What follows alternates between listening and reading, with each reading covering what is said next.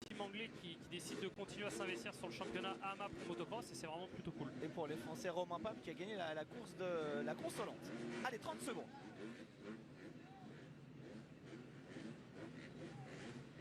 Première manche 250 Thunder Valley, on y est, le panneau est présenté, 30 secondes. Jet Lawrence, Hunter Lawrence. Pourquoi pas Justin Cooper, les outsiders, à suivre les jeunes également qui sont là, hein, avec Treasure, avec Max Voland, avec Levi Kitchen. C'est parti pour cette première manche 250. Avec une chute, on a vu déjà une première chute. Et une Yamaha qui est partie devant, c'est Levi Kitchen.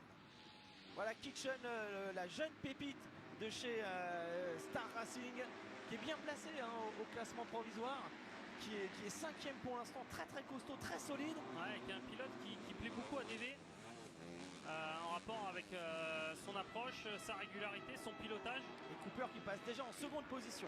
Bon départ pour Robertson, l'officiel Husqvarna, le leader du championnat, le champion en titre est là également. 4e place pour Jet Lawrence, Amaker, Leblanc, autre rookie, Shimoda, et départ un peu moins bon pour Hunter Lawrence devant Nick Romano, autre rookie, et Jalex Wall. Et Romain Pape, 31e du coup,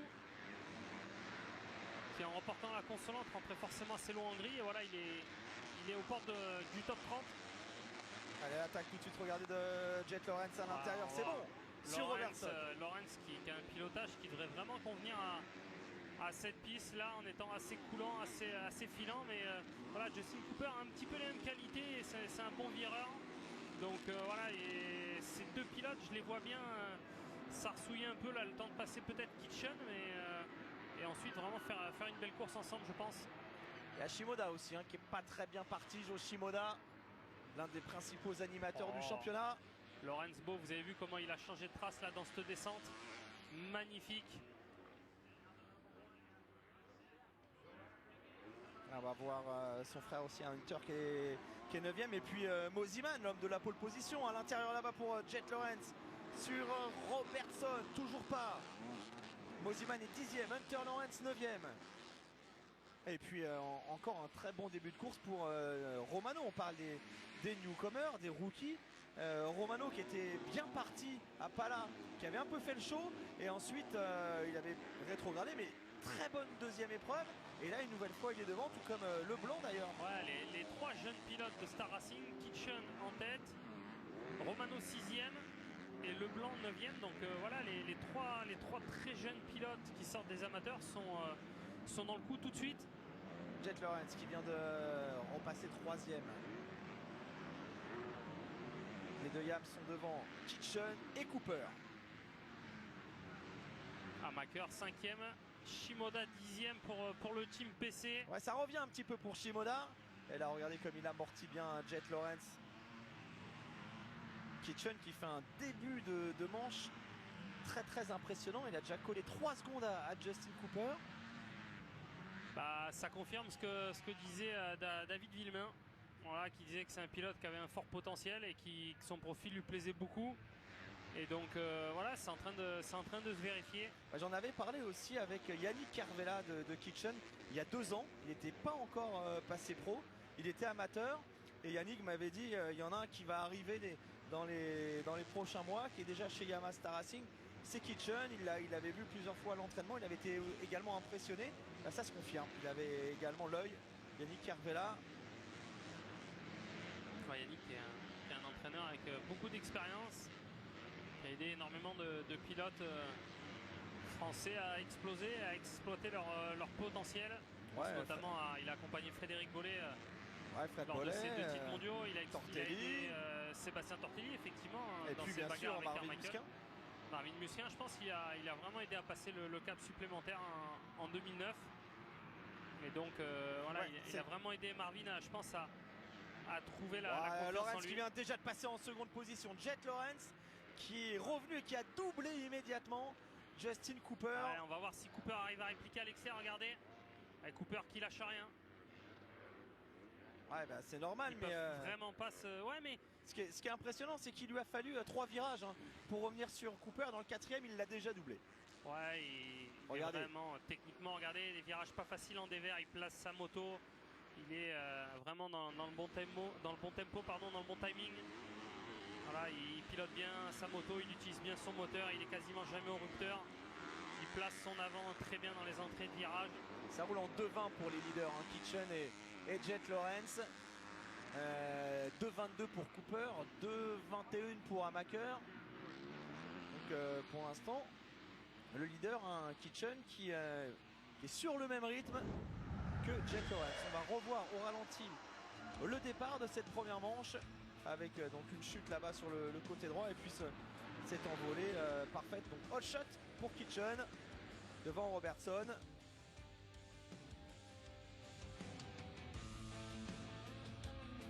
Ouais, il a mis de l'angle dans ce premier virage. À surveiller maintenant Kitchen qui était vraiment parti fort en termes, enfin avec les écarts.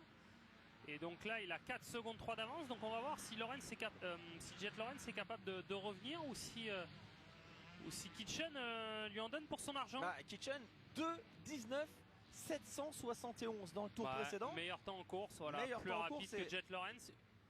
Et quelques dixièmes, une demi-seconde, par contre 2 secondes plus rapide que le 3 et le 4e. Donc non, gros rythme pour Kitchen. Non, voir s'il se brûle pas les ailes dans les premiers tours, parce que quand on pilote comme ça, aussi bien techniquement, voir un peu s'il a l'habitude de rouler. Mais s'il roule comme ça à l'entraînement, il va tenir physiquement.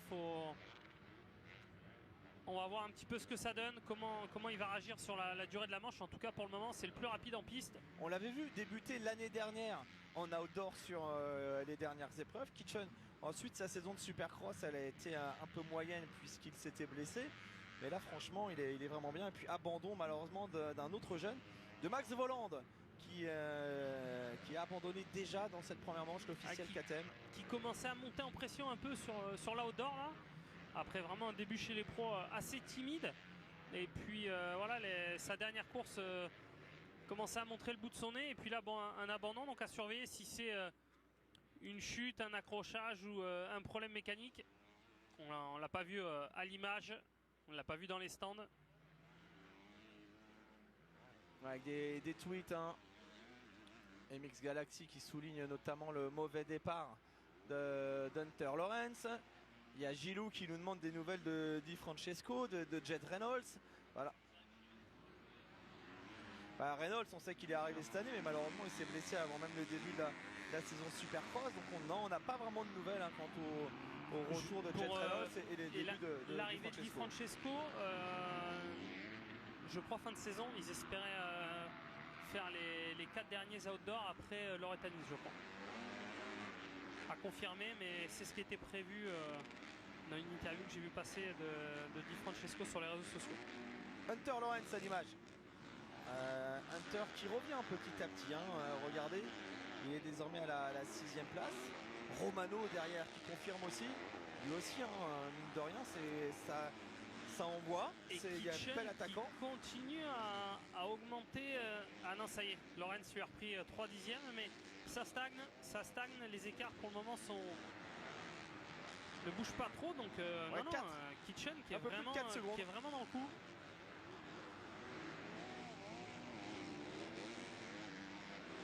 Voilà, avec cette chaleur, hein, vraiment très très présente aujourd'hui. Et le circuit qui commence vraiment à bien être entamé. Regardez toutes ces ornières. Romano qui tient le coup, 7e, Swall, Shimoda, Leblanc. C'est vrai que chez Yamasta Racing, on a fait le choix de la jeunesse pour l'année prochaine, puisque Colt Nichols ne sera plus là. Craig va passer chez Husky, donc du coup on va conserver les jeunes. Donc on a Kitchen, on a Romano, Leblanc, on a signé Jordan Smith. Justin Cooper, on ne sait pas vraiment, je pense qu'il va rester lui aussi. Pas mal de jeunes l'année prochaine. D'ailleurs, un garçon comme Colt Nichols, on ne sait pas trop. C'est ce que j'étais en train de réfléchir. C'est pas simple parce que c'est des pilotes qui, de par leur règlement, sont obligés de monter en 450, je crois. D'autant qu'il s'est gravement blessé, il n'a pas roulé cette année. Il était champion SX l'an dernier. Pas de SX cette année, il n'est pas encore revenu en outdoor, ça va pas tarder. Stratégiquement, il a fait le choix là, de prendre le temps de s'entraîner, de revenir pour justement faire des vrais résultats, être devant et espérer décrocher un guidon en 450. C'est pas simple, hein, vraiment, parce que ce règlement là qui les oblige à... Après c'est vraiment un cas particulier, il a gagné son titre l'année dernière et là quasiment il vient de manger 3 championnats consécutifs, le championnat outdoor l'année dernière, le SX cette année où il se blesse dès je crois la première demi-finale et là voilà, blessure importante, donc ça lui mange aussi l'outdoor à Colt Nichols. Et du coup, voilà, il va revenir une fois qu'il sera quand même proche de son 100% et il faut vraiment convaincre sur la fin d'année pour espérer récupérer un guidon correct en 450. D'autant que les guidons corrects, eh bien, il n'y en a plus beaucoup. Hein. Exactement. On attend encore bien sûr plusieurs confirmations chez Honda. Que va-t-il se passer du côté du HRC? Est-ce que Rogzen va être prolongé? Est-ce qu'on va faire monter Jet Lawrence? Ça fait partie des interrogations. Chez KTM pour l'instant, il y a Cooper Webb et Plessinger. Est-ce qu'on va mettre une troisième moto? Pourquoi pas pour Marvin Musquin? Parce que est-ce que Marvin continue? Est-ce que s'il continue, ce sera chez KTM? Est-ce que chez GasGas, on peut mettre une autre moto aussi, par exemple? Est-ce que si un Marvin arrête, est-ce qu'un Colt Nichols pourrait finir voilà, ou chez GasGas ou chez KTM, ou des fois Husky avait trois pilotes, peut-être prendre la place d'un Dean Wilson. Donc voilà, je pense qu'il reste quand même quelques guidons, mais il va falloir faire des choses sur la fin de championnat motocross. Et on a quand même, en tant que fan français, hâte de savoir si Marvin va continuer. C'est vrai que cette année, il a construit quand même, je pense, il a fait une très belle saison de Supercross. Très belle année, mais il avait changé complètement son programme. Donc quand on est pilote, je pense que les gens, les fans ne se rendent pas forcément compte de ce que ça implique un tel changement. En tous les cas, pour l'instant, Marvin, il a pas de guidon. Ça, c'est une évidence. Pour le moment, il l'a pas, mais il avait manifesté dans les interviews de la fin de championnat de SX son envie visiblement de continuer un an. Donc, je pense qu'il doit être en train de travailler dessus s'il a pris la décision de continuer. Et je pense qu'on devrait savoir bientôt ce que Marvin va faire. On croise les doigts pour qu'il soit là l'an prochain, Marvin Musquin. On rappelle quand même que c'est le seul pilote KTM cette année à avoir gagné une finale quand même en 450. C'est pas rien avec la nouvelle moto, donc ça montre, je pense que quatrième du classement. Voilà, pas loin du podium. Je pense que tous les changements qu'il a fait cette année se sont vraiment vérifiés dans la deuxième partie de championnat. Et là, l'attaque de Swall, l'attaque de Jadek Swall qui va prendre le meilleur sur le jeune Romano. C'est pareil, hein, Swall, c'est un garçon qui a la confiance du ski depuis un petit moment et qui a du mal vraiment à concrétiser, même si il avait gagné un outdoor la saison dernière, beaucoup trop de blessures. Mont-Maurice. Ça va bouger hein, forcément également dans les équipes de 150 l'an prochain. Amaker, lui est quatrième. La deuxième Kawasaki, elle est là, la Pro Circuit, avec Shimoda qui revient sur Romano. Et devant, ça se rapproche également, regardez, 2 secondes 8 maintenant d'écart entre le leader Kitchen et le retour de Jet Lawrence. Attaque de Shimoda dans la descente.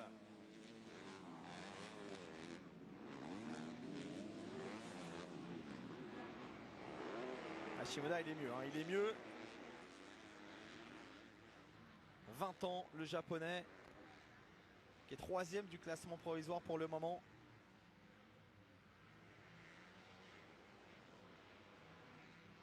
Il sait qu'il a la vitesse pour jouer les podiums. Après, on le sait, il faut absolument partir devant. Et c'est pas ce qu'il a fait aujourd'hui, Jo Shimoda.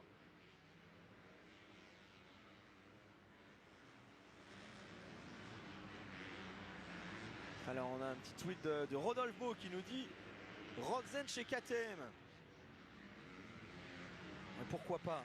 De toute il a façon, déjà roulé chez KTM en tous les cas. Et puis surtout Rogzen, c'est un athlète Red Bull, je le vois pas changer de marque énergisante.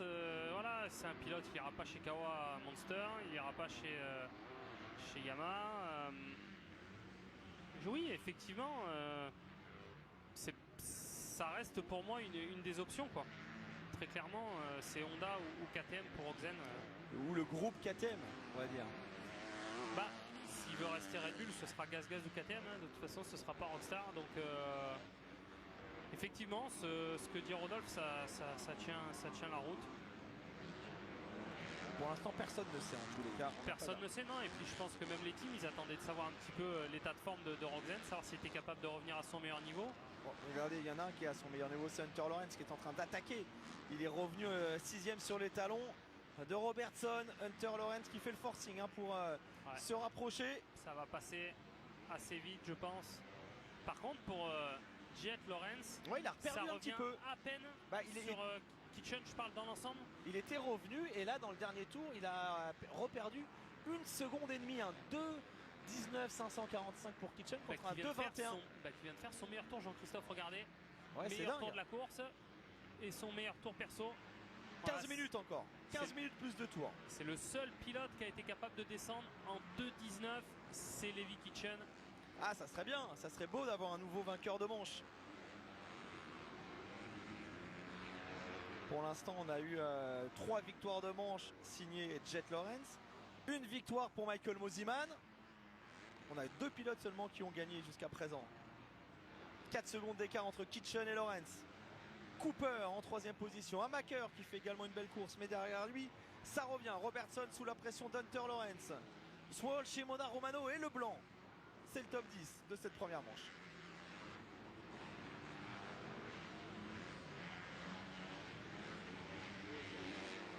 On voit la différence de pilotage, la différence technique entre Robertson et Hunter Lawrence. Hunter Lawrence qui fait de très très beaux amortis lui aussi. Ouais, il est assez efficace. Pareil, c'est un peu... Ça ressemble un petit peu à son frère quand même. Ils ont quand même des similitudes dans le pilotage. Sur des plans assez loin, on pourrait les confondre quelquefois.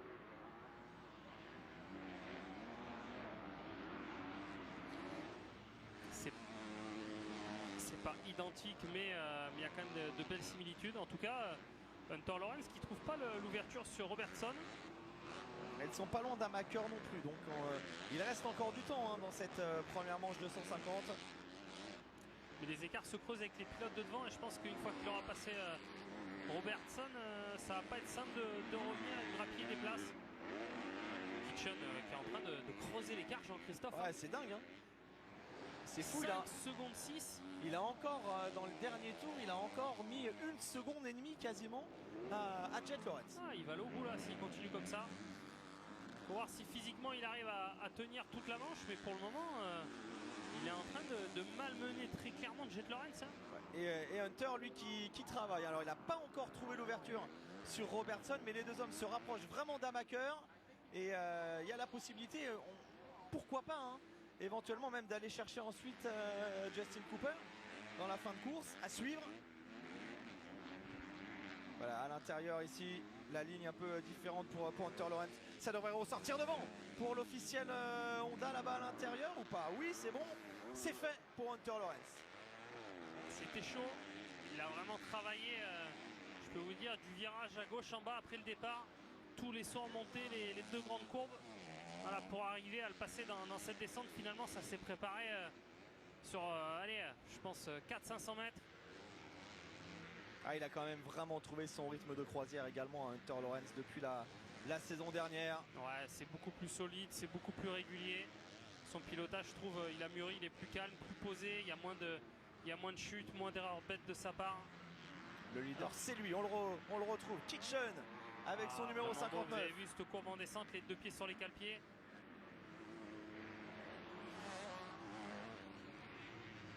Voilà, un pilote avec un gabarit assez imposant. Alors il est fin mais il est grand.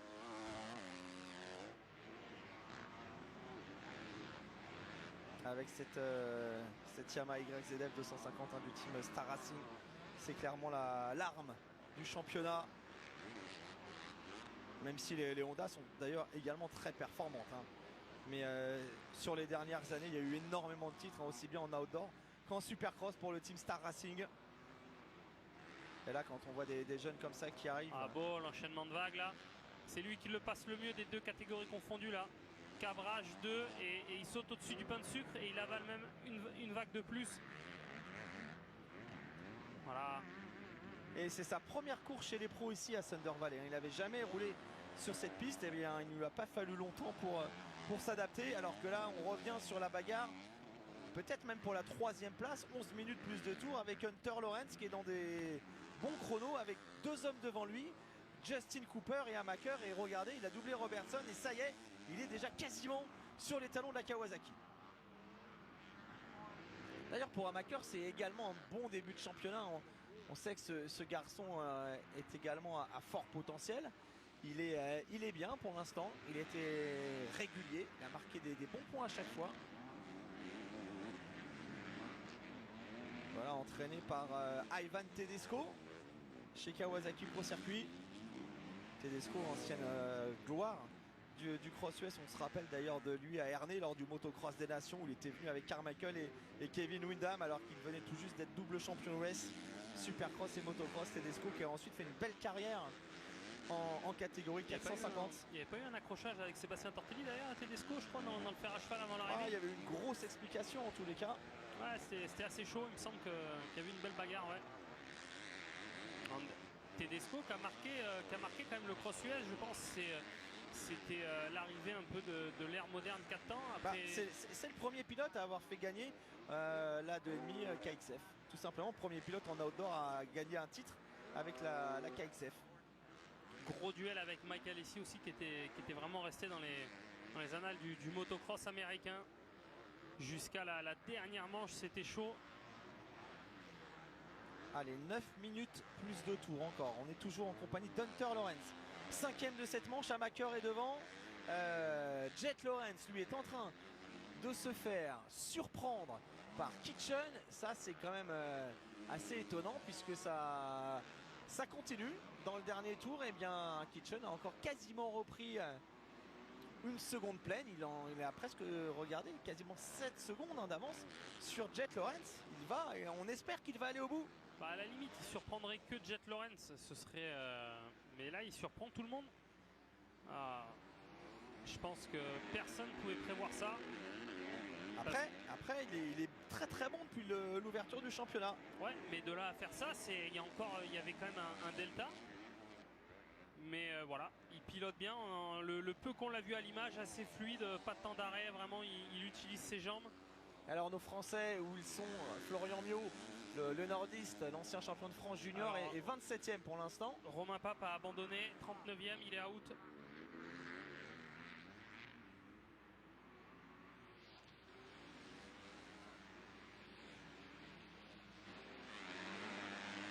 Ça y est, il est là, Hunter Lawrence, vraiment sur Amaker. Et on sait qu'Amaker dans les dernières minutes, ça baisse souvent un petit peu de rythme.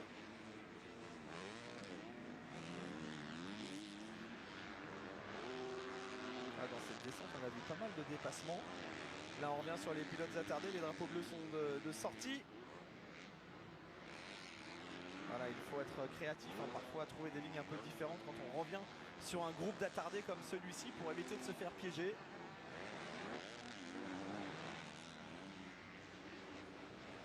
Et allez, encore une fois, on vous rappelle qu'on est en direct sur Automoto, la chaîne. On sera également demain à partir de 14 h avec les 4 manches du Grand Prix d'Allemagne.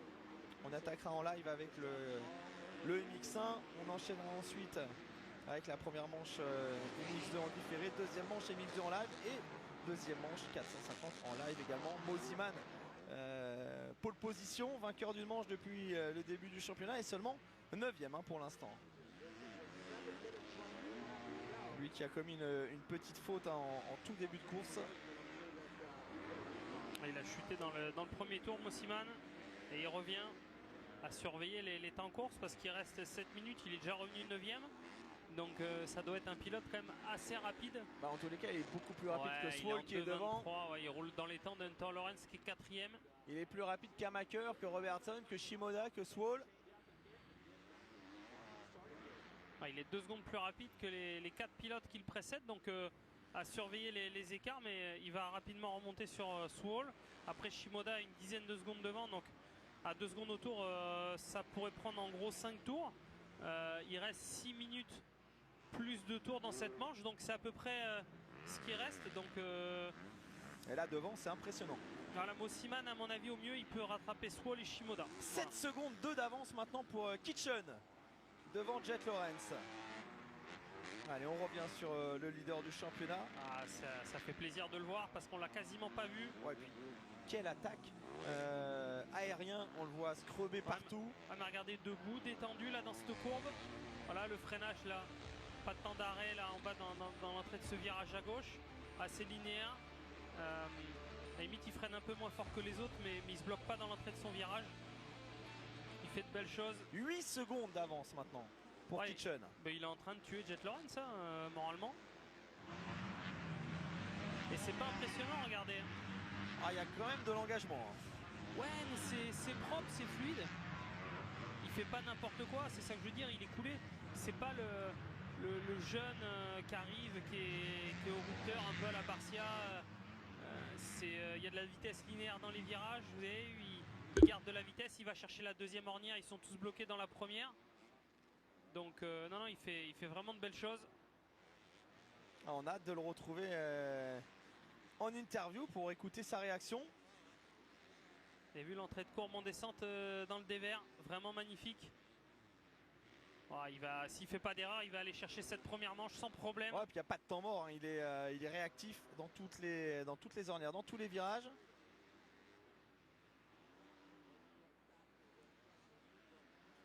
S'il ne commet pas de faute, ça va être pour lui. Il est encouragé.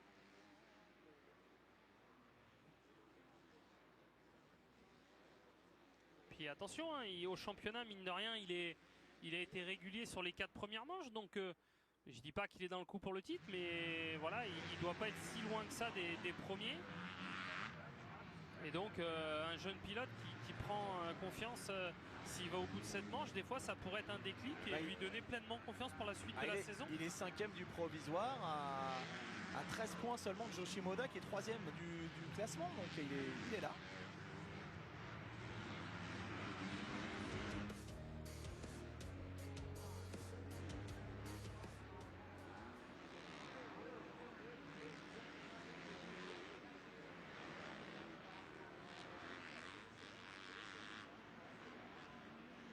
Il roule vraiment bien. On l'avait. Regardez, vous avez vu tout debout, petit cabrage en sortie, efficace, bonne lecture de piste. Il avait fait 6 épreuves l'année dernière avec notamment 3 top 10 à Unadilla, à Pala et à Hengton. Et ensuite, il enchaîne. Il a très peu d'expérience finalement dans ce championnat pro motocross.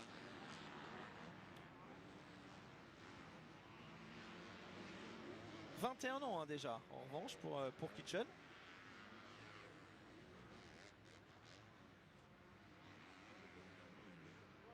Ah, 21 ans, finalement, c'est... je le pensais pour le coup, un peu plus jeune. Je pensais qu'il avait... 21 ans, mais... Je pensais qu'il avait 18 ans, par exemple. Première saison pro complète. Voilà, les pilotes américains qui nous avaient habitués à l'époque, je crois ils arrivaient souvent chez les pros à 16 ans. Ça s'est un petit peu décalé. Alors après c'est pareil, les motos ont aussi pas mal évolué en 250 depuis 10-12 ans quoi. Les moteurs ont énormément évolué, la puissance, je pense que... Il est un peu sur la même lignée qu'un garçon comme Hamaker aussi, qui est arrivé relativement, on va dire tard entre guillemets, mais Hamaker qui a une vingtaine d'années lui aussi. Oui, alors que des canards, des Villopoto, Stewart, Dungey, ça arrivait systématiquement à 16 ans, 17 ans grand maximum. Je pense en revanche que la génération de Romano, et ça ce sont des pilotes qui sont plus jeunes. 2 minutes encore dans le temps réglementaire de cette première manche. Kitchen en train de créer la sensation à Thunder Valley devant Jet Lawrence, Cooper, Hunter Lawrence donc qui a réussi enfin à doubler Hamaker pour la 3e place. Et Mosiman donc qui est revenu de très loin, et Mosiman qui peut aller chercher Swall, qui est pas super loin de Shimoda. Avec cette chute dans le premier tour, il est en train de vraiment rouler très très fort, Michael Mosiman.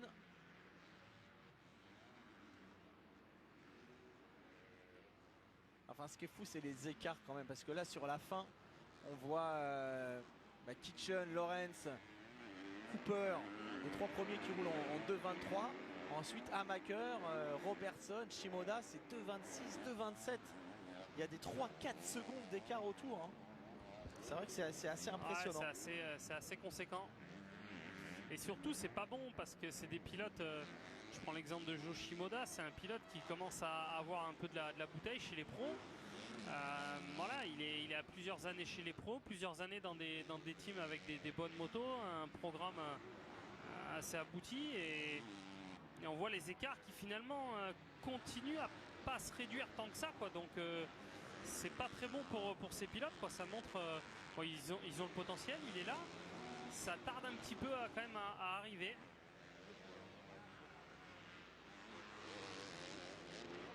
Justin Cooper, on l'a quasiment pas vu à l'image de la manche, il est toujours en troisième position. C'est des bons points pour Justin Cooper bien sûr. Justin Cooper, c'est encore une manche assez solide pour lui. Donc, comme on le disait, il est de retour de blessure, pas encore à 100%. Il est à 14, quasiment 15 secondes de son jeune coéquipier Kitchen.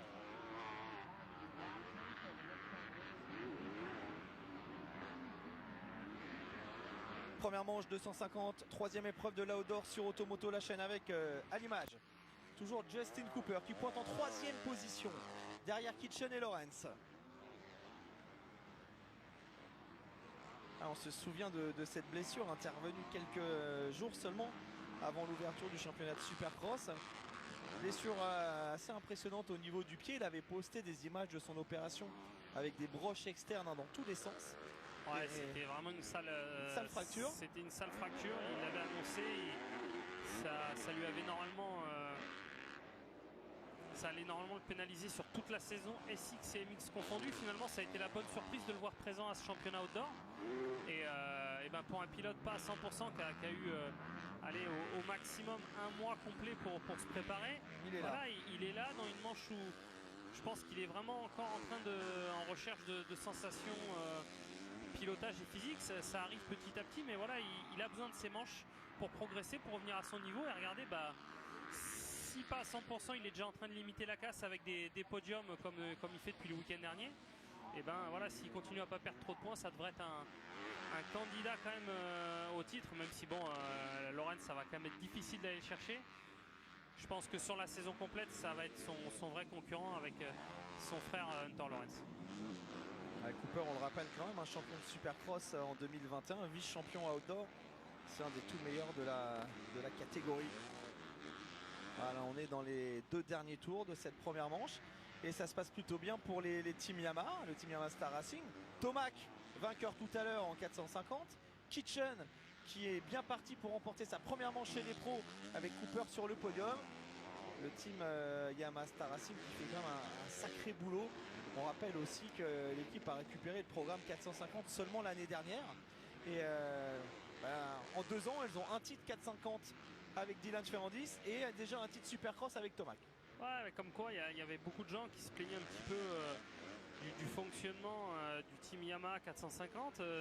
Il y a des gens comme Yon Primo qui justement s'était un peu exprimé, qui avait expliqué que voilà, pour eux, ça manquait un peu de la façon de bosser, lui paraissait vraiment pas terrible. Et d'ailleurs, il avait quitté le team assez rapidement. Et finalement, ça s'est confirmé avec plusieurs personnes qui parlaient un peu dans ce sens-là. La finalité, c'est que le team finalement change de propriétaire, un peu d'ingénieur et de façon de travailler.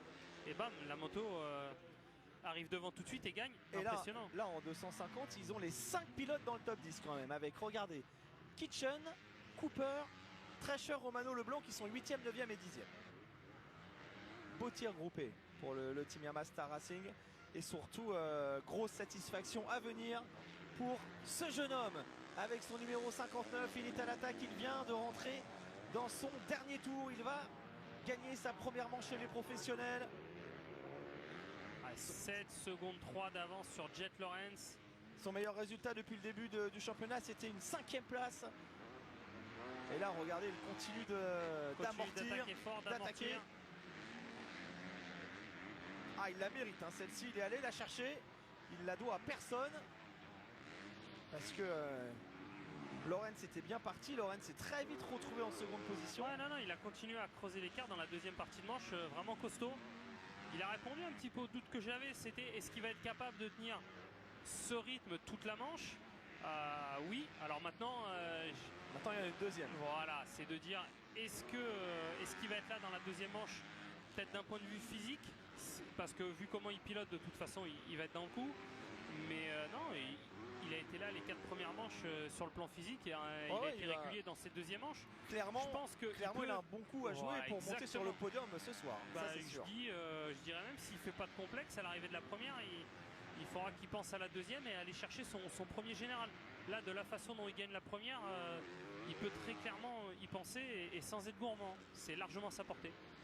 8 secondes d'avance dans ce dernier tour sur Jet Lawrence. Cooper 3, Hunter Lawrence 4, Hamaker, Robertson, Shimoda, Treasure, Romano, Leblanc.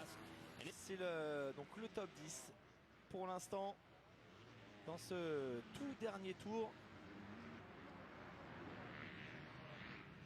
On va voir ce qu'il va nous dire sur le podium d'ici quelques minutes. Ce jeune garçon, il a jeté un petit coup d'œil derrière, là il a compris. Voilà, c'est fait regarder de la tête, le hochement de tête. Il a compris, ça va être pour lui. Et forcément, ce sera un grand moment dans la carrière d'un jeune homme. Ah, une première victoire chez les pros.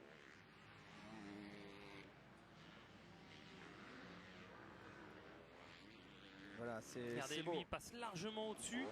Les pilotes accrochent en 4,5, 2,5 et lui au top. Bravo Levi Kitchen, vainqueur de la première manche de sa carrière chez les professionnels.